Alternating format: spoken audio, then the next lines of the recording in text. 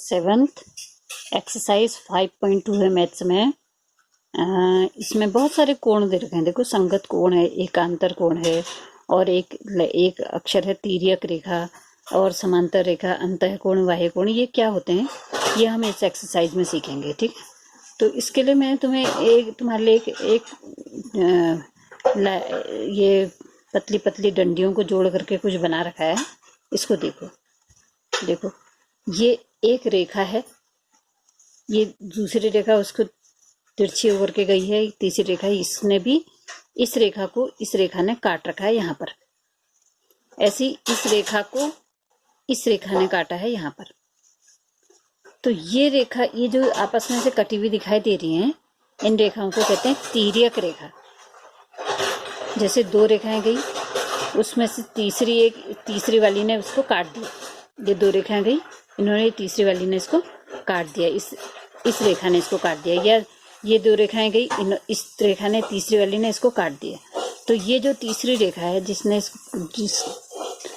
जिसके द्वारा वो पहले वाली रेखाएं कटी हैं, इस रेखा को तिर्यक रेखा कहेंगे। या फिर ये रेखा, ये तिर्यक रेखा को, ये दो लाइनों को, क्योंकि उसने काट दिया है। ठीक है, तो अब क्या होता है कि ये जो दो लाइनों को काटने वाली ये तीसरी रेखा है, इस तीसरी रेखा के द्वारा इन जगहों पे कुछ कोने बन गए हैं। 1 2 3 4, ऐसे 1 2 3 4 यहाँ पे बने। तो ये कोने जो है, या कोण जो हैं, इनमें बड़े मजेदार संबंध होता है। देखो, अब इन्हीं को संगत कोण और एकांतर कोण में बांटते हैं हम लोग। ठीक है, तो देखो क्या होता है कि यदि ये ऐसी चीज तुम्हें कई जगह दिख जाएगी। देखो, तुम्हें दिखाती हूँ एक जगह में, ये तिर्यक रेखा और उससे बने हुए कोण कई जगह दिखेंगे, देखना। ये तुम्हें दिखाई दे रहा होगा, सामने मेरे घर में है, ये सीढ़ी दिख रही है छोटी सी, और इसमें ये रेलिंग दिखाई दे रही है बेड में, है ना। इसमें देखो, ये जो लाइनें दिख रही हैं, ये लाइनें नीचे की जो डंडी है उसमें 90 डिग्री के एंगल पे बनी हुई है। देखो, नजदीक से दिखाती हूँ मैं तुमको। ठीक है, ये जो रेखा है, ये जो लाइनें हैं, और ये जो लाइन है, यहाँ पर कुछ कोण बना रही है। देखो, सेम ऐसा ही कोण यहाँ पर भी बन रहा है, ऐसा ही कोण यहाँ भी बन रहा है, ऐसे नीचे भी कुछ। ये सब तिर्यक रेखाएं हैं। ये एक रेखा है, और ये जो बाकी की रेखाएं हैं, ये वाली रेखा और ये वाली रेखा, ये सब तिर्यक रेखाएं हैं। इस रेखा को इन रेखाओं ने काट दिया। तो इन रेखाओं के कटने से कुछ कोण बने हैं। देखो, एक कोण यहाँ बना है, एक यहाँ बना है, एक यहाँ बना है, एक यहाँ बना है, ऐसे एक यहाँ बना है तो एक यहाँ भी बना है, इधर नीचे एक यहाँ बना है तो एक इधर बना हुआ है। ठीक है, तो इस तरह से कई जगह तुम्हें और भी दिखाई देंगे ऐसे कोण। देखो, ये अलमारी में दिख रहा है तुम्हें, ये रेखाएं दिखाई दे रही हैं, और इनको एक तीसरी रेखा ने काट दिया, दिख रहा है ना। तो इनसे कई सारे कोण बने हुए। तो ये जो दो रेखाएं हैं, इनको ये तीसरी तिर्यक रेखा ने काट दिया। इसको तिरछी जो रेखा है उसको तिर्यक रेखा कहेंगे। ठीक है, या फिर हम अगर इन रेखाओं को बात करें तो ये तिर्यक रेखा हो जाएगी। ठीक है, अगर ये और ये रेखा कहें तो ये तीसरी रेखा, ये तिर्यक रेखा हो जाएगी। ठीक है, तो इस तरह की रेखाएं तुम्हें और भी कई जगह मिल जाएंगी। दरवाजे में मिल जाएंगी, खिड़कियों में भी मिल सकती हैं, और भी टेबल में मिल सकती हैं, बहुत जगह मिल सकती हैं ऐसी रेखाएं। ठीक है, तो इनसे जो कोण बनते हैं उनमें क्या संबंध होता है, जरा देखना है इसको। हाँ, तो क्या कितने तरह के कोण बनने, देखो, एक कोण ये बना, एक ये बन रहा है, एक ये, चार कोण इधर है, और ऐसे ही चार कोण, 1 2 3 4, ये चार कोण यहाँ है। ठीक है, इसमें देखो, बाहर वाले जो कोण है 1 2, ये दोनों बाहर के कोण हैं, और ये दोनों भी बाहर के कोण हैं। ठीक है, इनको बाह्य कोण कहते हैं। 2 ये हैं बाह्य कोण, और 2 ये हैं बाह्य कोण, ये बाह्य कोण है। ठीक है, ये सब बाह्य कोण है। और अंदर जो चार कोण बने, 1 2 3 4, ये अंदर के कोण है, इसलिए इनको अंतः कोण कहते हैं। ठीक है, बाह्य कोण और अंतः कोण समझ में आया। तो बाह्य कोण कौन से, जो बाहर बाहर बने, अंतः कोण जो अंदर अंदर बनेंगे। ठीक है, इस तरह के आकार में। ठीक है, अच्छा, अब दूसरी चीज, तिर्यक रेखा मैंने जो तिरछी रेखा जो कि दो रेखाओं को काटती है, वो तिर्यक रेखा हो गई। ठीक, समांतर रेखा क्या होती है, अभी समांतर रेखा अभी तुम्हारी समझ में आएगा। हाँ, अब देखो इन कोणों में क्या क्या मज़ेदार चीज़ होती है। देखो अगर मैं इन कोणों को ऐसे लगाती हूँ, देखना, हाँ ऐसे थोड़ा सा तिरछा करके लगाती हूँ मैंने इसको। ये जो लाइनें दिखाई दे रही है कॉपी में, इन लाइनों के पैरेलल लगा दिया मैंने, इनके बिल्कुल संग में लगा दिया मैंने ये। अब तुम ध्यान देना, ये मेरे पास सेट स्क्वायर है और ये इसका दूसरा पार्ट है, ठीक है। इसमें देखो, अब सेट स्क्वायर को पहले समझ लो कि ये सेट स्क्वायर ऐसा है जिसमें एक कोण 90 अंश का है, ये वाला कोण, और इसमें भी एक कोण 90 अंश का है, ये कोण। ये देखो दोनों सेम है, बिल्कुल बराबर है, ये दोनों 90-90 वाले हैं, ये भी 90 ये भी 90, ठीक है। और ये दोनों बाकी के जो हैं ये अलग अलग हैं। देखो ये जो है ये 30 अंश वाला है और ये 60 है, 60 30 90, यानी कि तीनों मिलाकर के त्रिभुज के तीनों कोणों का योग 180 हो गया। लेकिन ये कुछ अलग हैं, ये दोनों कोण बिल्कुल बराबर हैं, ये 45, ये भी 45 है। तो ये 45 कोण अंश वाला सेट स्क्वायर का पार्ट है और ये 30 और 60 वाला है, ठीक है। अब देखो क्या है कि मैं इसको नापना चाह रही हूँ, ये वाले को। अच्छा, इससे नापती हूँ, ठीक है। ये दिखाई दे रहा है तुमको, कितना दिख रहा है? देखो बहुत एग्जैक्ट तो सही तो पता नहीं लगेगा, लेकिन फिर भी कुछ थोड़ा बहुत हम नाप लेते हैं इसको। देखो ये करीब करीब 60 अंश है, दिख रहा है ना 60 अंश। अब 60 अंश दिख रहा है, ये 60 अंश वाला कोना है, क्योंकि इससे ये नाप रही हूँ तो ये 60 अंश आ रहा है। दिख रहा है तुम्हें 60 अंश? ये ठीक है। अभी देखना आप, ये 60 अंश है।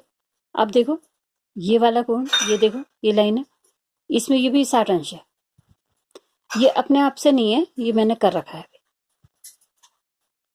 ये 60 है, ये भी 60 है, देखो ठीक है, ये दोनों 60 है। अब देखो जब ये दोनों 60 थे तो इनके बीच की दूरी देखो, ये दूरी जो है 7.5 है, और यहाँ पर ये भी 7.5 है। ये दोनों साइड से 7.5, थोड़ा और आगे को जाएंगे तो ये भी तभी भी 7.5 होगी, ठीक है। तो इसका मतलब क्या, मैं इस चीज को कॉपी में बनाती हूँ, हाँ इसमें बनाती हूँ, देखो बिना नापे बना रही हूँ। तो ये रेखाएं जो हैं ये समांतर रेखाएं हैं, ये जो दिखाई दे रही है ये रेखाएं समांतर रेखाएं हैं। अब समांतर क्यों हैं? क्योंकि इनके बीच की दूरी जो है ना ये हमेशा बराबर रहती है। जैसे अभी मैंने नापा था 7.5, यहाँ नापा 7.5, यहाँ नापूंगी 7.5, और आगे को जाके नापूंगी वो भी 7.5 होगा। तो इनके बीच की दूरी हमेशा बराबर रहती है, तो ऐसी रेखाओं को समांतर रेखा कहते हैं। वे रेखाएं जिनके बीच की दूरी हमेशा समान रहती है उनको समांतर रेखाएं कहते हैं, जैसे कि कॉपी की रेखाएं, ठीक है। इन समांतर रेखाओं को एक तीसरी रेखा अगर काटे तो ये जो रेखा है ये तिर्यक रेखा है, इस रेखा को तिर्यक रेखा कहते हैं, ठीक है। ये रेखा समांतर रेखा हो गई, ये तिर्यक रेखा हो गई, ठीक है। इस तिर्यक रेखा से अभी मैंने तुम्हें ये वाला कोण नाप के दिखाया था और एक ये वाला कोण नाप के दिखाया था। तो ये कोण देखो, ये कैसे कोण है, एक एफ जैसा बन रहा है। देखो ये मैं अगर इसको डार्क कर दूं तो ये एफ जैसा बन रहा है, ये इन दोनों रेखाओं को लेकर के ही बनाया है, ये दिख रहा है एफ। तो ये एफ रेखा, एफ के अंदर जो कोण बनाए दिखाई दे रहे हैं, अगर रेखाएं दोनों समांतर होंगी, समांतर का मतलब ये बताया मैंने कि इनके बीच की दूरी बराबर होगी। अगर रेखाएं समांतर होंगी तो और एफ जैसा आकार बन रहा होगा तो उनके बीच में बनने वाले जो कोण हैं ये समान होते हैं, ठीक है। और एफ आकार में अगर कोई कोण समान होते हैं तो हम उनको संगत कोण कहते हैं। इस बात को ध्यान रखना है कि जो एफ आकार में जो कोण बन रहे हैं ये संगत कोण है, और संगत कोण हमेशा समान होते हैं, ठीक है। ये यहाँ पे बना दे रही हूँ मैं, तो ये कोण और ये कोण संगत कोण हुआ, और इसका आकार कैसा दिखाई दे रहा है, एफ के आकार का, और ये हमेशा समान होंगे। ये कुछ इस तरह का भी हो सकता है, उल्टा एफ भी हो सकता है, ये और ये कोण भी हो सकते हैं। एफ में ऐसा भी हो सकता है, तो ये और यहाँ ऊपर बनने वाला कोण ये भी हो सकता है, उल्टा सीधा कैसा भी एफ हो सकता है, लेकिन एफ जैसा दिखना चाहिए, वो चाहे टेढ़ा मेढ़ा कैसा भी एफ हो। ठीक है, तो ये संगत कोण होते हैं और ये हमेशा बराबर होते हैं। अगला कोण होता है एकांतर कोण। अब एकांतर कोण किस टाइप का होता है देखो, ये भी वही तिर्यक रेखा, ये दो समांतर रेखा है, तीसरी तिर्यक रेखा ने उनको काट दिया।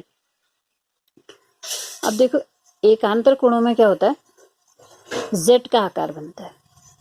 ठीक है, देखो कैसा जेड बन रहा है, देखो एक लाइन ये गई, एक ये नीचे को गई और एक ये गई। अब इसमें कितने कोने बने हैं देखो, ये एक कोना ये बना है, एक कोना ये बना है, इन्हीं रेखाओं से बनना चाहिए। तो ये जेड का आकार बना है और इनसे बनने वाले जो कोने होते हैं ये भी समान होते हैं। ठीक है, ये संगत कोण भी समान, और ये जो बने जेड के कोने में बने वो ये समान, इनको कहते हैं एकांतर कोण। और ये भी हमेशा समान होते हैं जब ये जो भुजाएं हैं, ये जो लाइनें हैं वो समांतर लाइनें हों, समांतर रेखाएं होंगी। ये होना बहुत जरूरी है। अगर रेखाएं समांतर नहीं होंगी तो ये एकांतर कोण समान नहीं होंगे। अगर ये रेखाएं समांतर नहीं होंगी तो संगत कोण भी समान नहीं होंगे। ठीक है, इस बात को ध्यान में रखना है। जैसे ये है, अभी दिखाई दे रहा है कि ये रेखाएं समांतर हैं, तो इसके संगत कोण एकांतर कोण सब समान होंगे। सब समान का मतलब कि संगत कोण समान और एकांतर कोण समान। ठीक है, जैसे कि ये कोण और ये कोण, ये जेड का आकार बन रहा है देखो ये, तो ये और ये कोण बराबर होगा। ये भी जेड का आकार बन रहा है देखो ये, इसका मतलब ये और ये कोण भी समान होगा। लेकिन अगर रेखा ऐसी हो जाती है, अब देखो ये रेखा समांतर कहाँ रही, यहाँ पर इतनी चौड़ी जगह खाली है, देखो यहाँ पर कितनी चौड़ी जगह ये, और यहाँ को आते आते आते आते ये जगह पतली छोटी हो गई। यहाँ देखो, तो इनके बीच की दूरी समान कहाँ है, यहाँ तो बहुत चौड़ी जगह है, यहाँ पर कम जगह है, तो इनके बीच की दूरी क्योंकि समान नहीं है, तो इसलिए इनसे जो कोण बने ये भी समान नहीं होंगे, एकांतर कोण समान नहीं होंगे और संगत कोण भी समान नहीं होंगे। देखो ये इतना चौड़ा बन रहा है, ये इतना छोटा बन रहा है ना। ऐसे ये देखो जेड में ये कैसा बन रहा है और ये कैसा बन रहा है, ये छोटा है ये बड़ा है ना। तो ये तभी होगा जबकि रेखाएं जो है वो समांतर होंगी। अगर रेखा समांतर नहीं है तो कोण भी एकांतर कोण या संगत कोण बराबर नहीं होंगे। ठीक है, और अगर ये बराबर है तो हम कहेंगे हाँ रेखाएं समांतर हैं। अगर हम रेखाएं समांतर हैं तो हम कहेंगे ये कोण भी बराबर है। कौन से कोण, एकांतर कोण बराबर और संगत कोण बराबर। ठीक है, तो बाहर के कोण ये दोनों बाहर के, ये भी बाहर के, अंदर के ये और ये। अच्छा एक चीज और होती है समांतर रेखाओं में कि ये जो अंदर के कोण दिखाई दे रहे हैं ये और ये दो कोण भी दोनों मिल करके 180 अंश का कोण बनाएंगे। यानी कि अगर ये 70 है तो दूसरा 110 होगा। कैसे होगा 110? 180 में से इस 70 को घटा दो तो 110 हो गया। अगर ये दोनों मिल करके 180 अंश आ रहे हैं तो हम कहेंगे कि हाँ ये रेखा समांतर रेखा है, या ये और ये कोण भी वैसे ही होंगे। ठीक है, अच्छा और भी एक चीज़ इसमें मज़ेदार दिखाई दे रही है, ये मैंने तुम्हें ये बताई थी शीर्षाभिमुख कोण। तो शीर्षाभिमुख कोण में क्या था कि ये कोण और ये कोण बराबर होगा, ये कोण और ये कोण बराबर होगा, बताया था ना। तो ये 70 है तो ये भी 70 होगा। और ये जो रेखा दिखाई दे रही है ये एक सरल रेखा जैसी भी दिख रही है, यानी कि सरल कोण या ऋजु कोण दिखाई दे रहा है। तो अगर ये 70 होगी तो दूसरी अपने आप 110 होगा, क्योंकि ये मिल करके ये पूरा यहाँ से यहाँ तक मिल करके 180 अंश का कोण बना रहा है। ठीक है, तो ये इस तरह के आकार को याद रखना कि दो रेखाएं हैं, तीसरी रेखा उसको काट रही है, तो इस तीसरी रेखा को तिर्यक रेखा कहते हैं। और अगर इन रेखाओं के बीच की दूरी हमेशा बराबर रहती है तो इनको समांतर रेखा कहते हैं।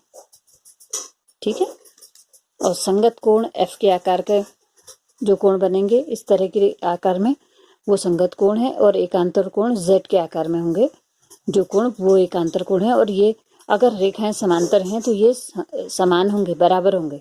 और अगर संगत कोण भी है और रेखाएं समांतर हैं तो ये दोनों संगत कोण भी बराबर होंगे। ठीक है, इस बात को याद रखना है। अब हम एक्सरसाइज शुरू करते हैं। देखो इसमें एक्सरसाइज में है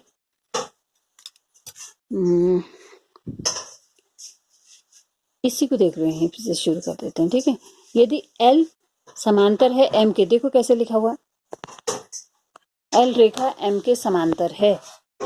तो समांतर है न लिख करके दो खड़ी लाइनें खींच दी गई हैं, तो इसको हम समांतर ही कहेंगे। ठीक है, यदि एल समांतर है एम के, यानी कि एल रेखा और एम रेखा समांतर है, तो निम्नलिखित आकृतियों में प्रत्येक में एक्स का मान ज्ञात कीजिए।